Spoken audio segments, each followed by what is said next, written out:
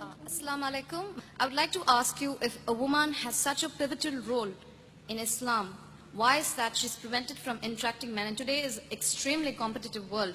I mean, how without interacting with men, writing for competitive exams and appearing for such, you can stop yourself from growing?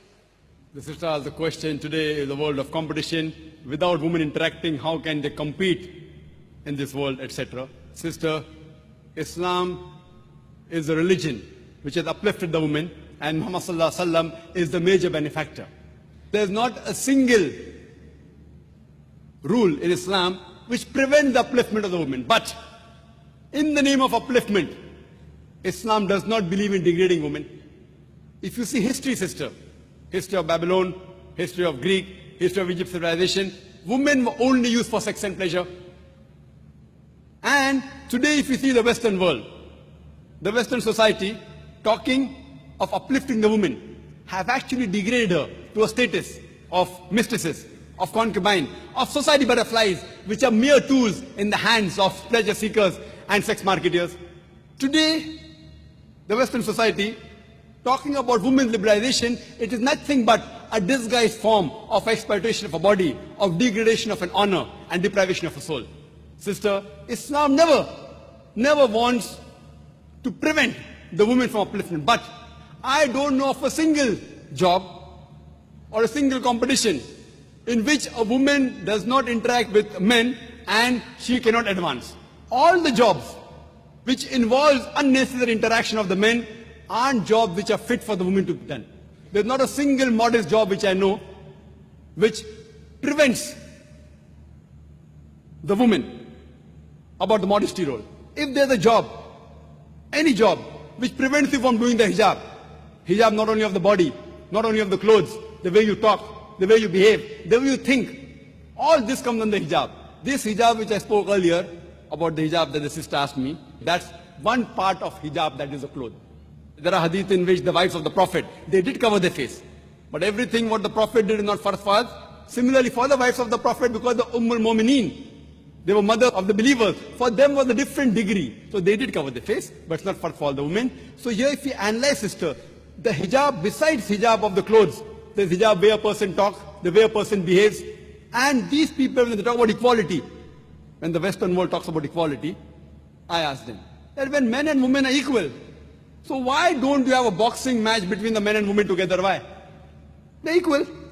Even they agree that they're not equal. When you have a 100-meter sprint, why do the women run differently? Why do the men run differently? Why? Are they degrading the women? Yes or no? So you realize that these people, they have their own way of thinking. Allah subhanahu wa ta'ala has made the man and woman different. Physiologically they're different, biologically they're different, psychologically different. Depending upon the roles what they have been given, Allah subhanahu wa ta'ala has given the do's and don'ts for these people. Not that a man and woman cannot interact. Unnecessary interaction is to be avoided. And believe me, sister, a woman can take part. We have examples, and if you hear my talk on women's rights in Islam, sister, there are various examples. Now in the Western world, when they sit for examination, men and women sit together. So there they consider them equal. But when they run a 100 meters dash or have a boxing match, they don't consider them equal. When the Western world can differentiate that here they can take part together, here they cannot take part, why can't our Creator Allah subhanahu wa ta'ala, who knows the best? So unnecessary interaction, sister, I call it the khutwatu shaitan. Allah says in the Quran, in Surah Baqarah, chapter number 2, verse number 168, Allah says, Ya ayyuhallazina amanu, O you believe, do not follow the footsteps of the devil. See, most of the places Allah says, do not follow the footsteps of the devil. Do not follow the devil is right. That's only a couple of times. Majority of time Allah says, do not follow the footsteps of the devil. And I give an example, sister. One example of footsteps of the devil is that suppose there is an average Muslim. If a lady comes to him and says, let's spend the night together. He says, spend the night, haram, not allowed. He will say no. The same Muslim, who's the average Muslim, if a lady phones, speaking to a girl on the phone, what's the problem? So he speaks to the girl on the phone. After a few calls, he said, let's have maybe tea in McDonald's or Kentucky Fried Chicken, I don't know whether they're in Madras or not, or let's go to fast food joint. Going with a girl to fast food joint, no problem. After some time, she says, let's have dinner in a restaurant. Dinner with a girl in a restaurant, no problem. Then she said, let's spend the night together. Spend the night together, no problem. These are khutwatu shaitan. It's not mentioned in the Quran. I'm giving my own example. Khutwatu shaitan. So therefore stop it at the first level itself. When it's a requirement, when you have to speak to the man, when requirement in emergency, etc., yes, you can do with lowering your gaze.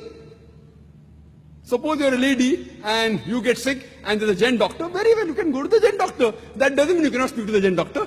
When required, but with lowering your gaze, with modesty, but unnecessary gossiping what they have in colleges. In colleges, they gossip, very common, not only in the Western world. In Western world, according to the statistics of USA, more than 90% of the women, before they pass school, they have lost their virginity. Do you know that? Same in UK. Even in Bombay, I was shocked. More than 50% of the girls, before they pass the school, they lose their virginity. I was shocked. Why? Common having girlfriend, boyfriend, you go, it's common. If you don't have a girlfriend, then you're considered to be abnormal. So the thing is, sister, these are khutwatu shaitan, and we want to uplift the women.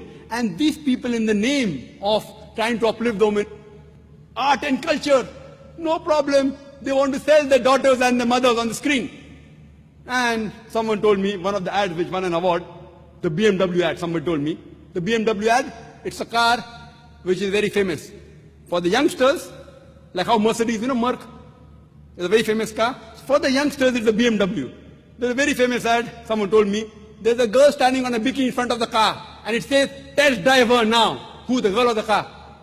What are they doing? They're selling our daughters. They are selling their sisters. We Muslims, we don't want that. In the name of upliftment, we don't want to sell our daughters, don't want to sell our sisters. We respect them, we love them, and we revere them. This is the reason, sister, this does not degrade the woman, it uplifts the woman. Hope that answers the question.